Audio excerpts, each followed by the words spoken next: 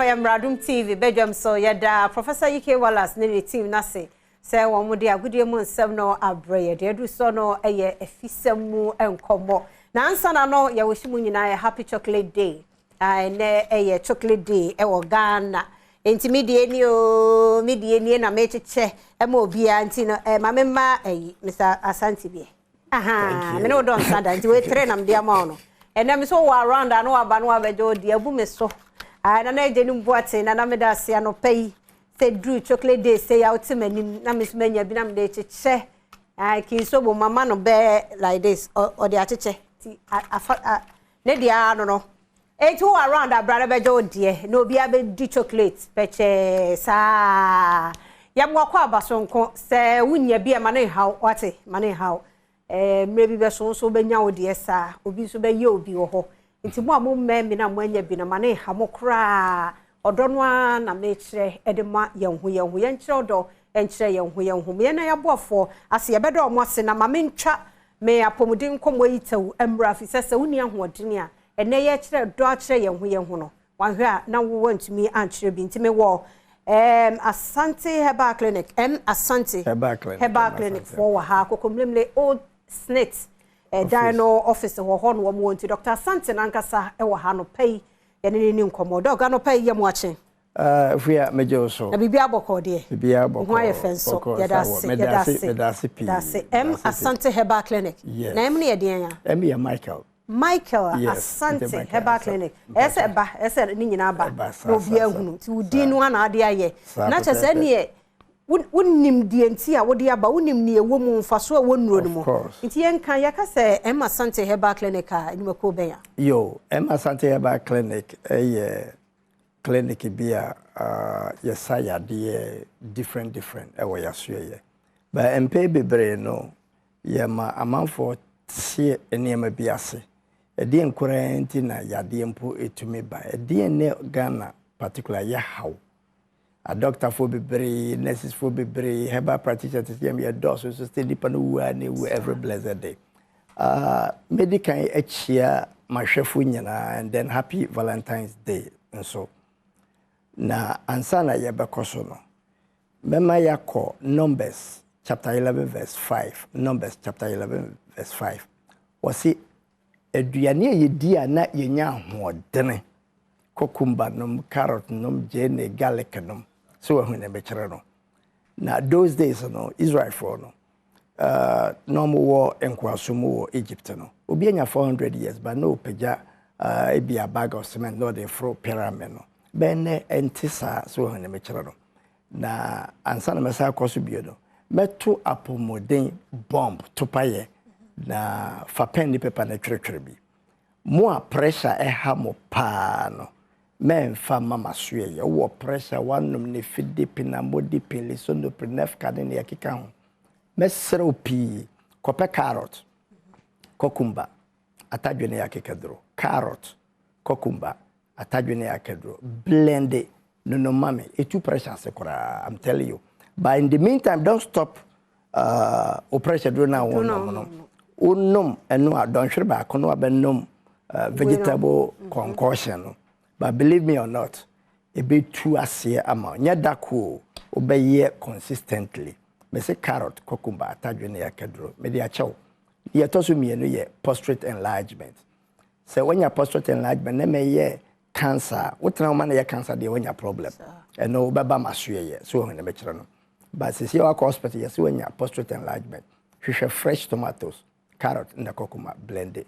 Na yeden enono mame ye nam san kire so nkofo bebre ho atom na emom ebia na abe cancerous odwo so ochima moja na eba ama obema mo hyehyew so we sisi kura yeden eyewoya eno de obeba kokomlemle old senate office top radio kokomlemle old senate office top radio anase Kumase cultural center kokwase Kumase cultural center kokwase channel so na yeden fame numbers no na yanko yanim 0550 43 99 20 0550 43 99 20 027 027-28-92-701.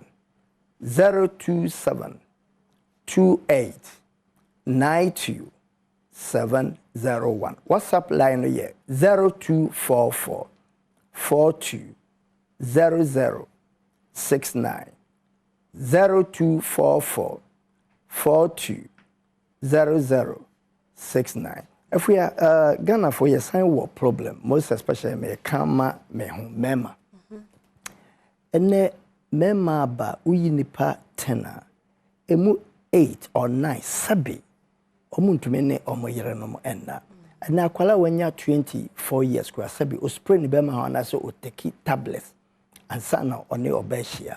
And for this reason no kofo bibri nanya problem bi anya kidney problem so when me chero sani me nyine free nuane ayedie no nuane edi na de saw how nyina eyeden ebreye enti Asante Herbal say sabio uye bema untume na oyire enna enhu hia say obespray bema ho na say ubanonom tablets na emom no yewo enuro bi a wo yaso ye nko ye clinic ho nko I to din say 3 in 1. Basically, a cleanser.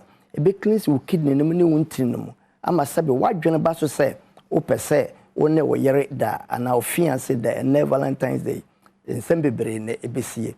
At that point of time, moja no to me dia for Sunday without no problem. 3 in 1 a 100 cedis pe ubenya be free Kumasi Cultural Center kokwase anase kokomlemle old Senate office top radio in Chao. And La Paz, baby at Yelodo airport, a pen cheesy pizza. A Hong Kong, now be then, Ubenya be the whole world, a Hong Kong, it is Shannon song, na ye then, famame. Me sign them numbers on how to drive, ya DBT one hour. Bra Emma Asante Herbal Clinic. We are equal to the task. Yababwa ama ohun ayaden ato. Indro na ono no, sebeji wankaji wo, minua. Akadie bi a wo hia, waduane die. Now they are combined in the rono. And Asante Herbal to and suffer say, Yadie bia etete ono, febra yasuye, but pressure the yachero who drew dada. Prostate enlargement, yachero who drew dada. Ne aye can serious there obeba yasuye. Family numbers no ebio 0550 43 9920 0550 43 9920 027 28 92 701 027 28 92 701. WhatsApp line here 0244 42 0069 0244 42 0069. Another last problem I have Ghanaian says is here nipa bibre ni ayeden asai. Bibri or your operation at the end of the day no. Na ayeden na asai. And also enuane ni bika ho diabetes to be saying ni amanfo bibre ni. Enuane ayedi ni bibre say ni obati yase glaucoma, cataract. But glaucoma kwesi broni tumi nkyira isa ade poti say ene de sa yade yeden eba. Those days, yana obi ha etekora to me sin and kakraka. So to me this na pane. Other these days, when you ye hun at the criticism, by ye say, when ya ete, and I say glaucoma, about her no near fra. In Kwalankwala, you in fact, I your ho. Now, Dr. Asante say, ye will be bidro krujia, ye dig gu kokumu di, I bet me a horror when so. And ye 1 year, ye diso, ye niso. Ubaya suya ya. So I may assure there, forget about it. Baba Asante Herbal Clinic in Kwadia. When you know you say glaucoma, you say cataract. When you know show a prunce you.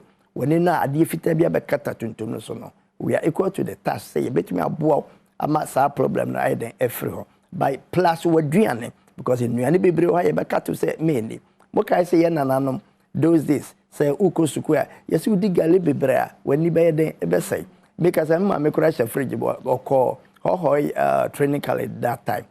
Or see or no cousin be no was so say me can garia me could in 4 years. Training college. But finally ni be fry. Enti mpanyifo no Omunimpa, yes, you dig gare bebra, so on channel. And your gare nko basically we did so much carbohydrates food and a dozen brosua at the end of the day, ubenya problem. Me the last one, to so na masori. Esichere yade. Diabetes kum Ghana for papa. I was once a victim. It is a cancer yare pa dia and a Dr. Asante Herbal. But wako hospital, doctor say, show no idea and the wa boko kofuya. It say either say the borderline and I say you are close. So when they children into one more drew, but say show no idea and the believes our diet no sesano a better verse. Okay. And no idea we hear onyono, which means bitter leaf. Per bitter leaf. Okay. Posa. Never potash kakra bitum. Num disposable car ba kwa na pa enwumre. Menyes yo me fenche fridge mo. Ebeki na boa pa wo ye ya no wanom. Na emu bo insulin a metformin ne na asefo dia bramaso ye wokokomlemle o senate office top radio channel. And I say Kumase Cultural Center Kokwase. For my number for the last time, I mean sorry. 0550 439920 0550 439920 027 28 92 701 027 28 92 701. WhatsApp line here 0244 42 0069 0244 42 0069. Mesdames, c'est Marshami na motie me. Nyankopon ko bibia. Papa, BP adro kan ba ko kan ho. BP adro no. We hear carrot, cucumber, atadwe ne akekadro. Carrot, cucumber, atadwe ne akadro. I bet you. Yam o blend it to me the chef fridge. So by 3 days no one fan chef fridge my best say. Pressure drop can see a wasasi way so par because if we are not me pressure running about 2 something.